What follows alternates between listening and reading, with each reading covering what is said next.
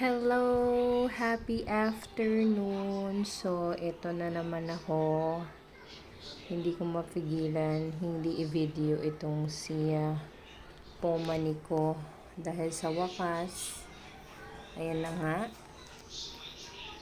Lumiit ang leaf at charan! Ayan. Ang laki! Ducks! Binigyan niya tayo ng very big inflow.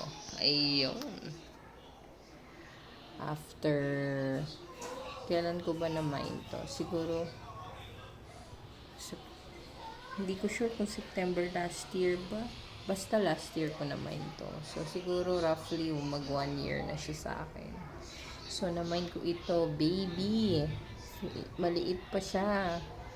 Ngayon, dambuhala na. So, ayan. Sana maging successful, guys. So, kagabi, nag-collect ako ng pollen for this. Kagabi ba or nung isang gabi? So, yung pollen na kinolect natin ay si Pet Monton.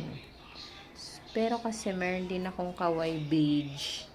Halos kasabayan niya din flower na dun sa kabila. So, I'm thinking either yon kung mag-abot sila or si Pet Monton na lang magiging father netong inflow niya. So, ayan. Sobrang ganda, no, guys. Yun lang. Hindi ko lang mapigilang hindi i-share sa inyo. Ganda niya kasi talaga.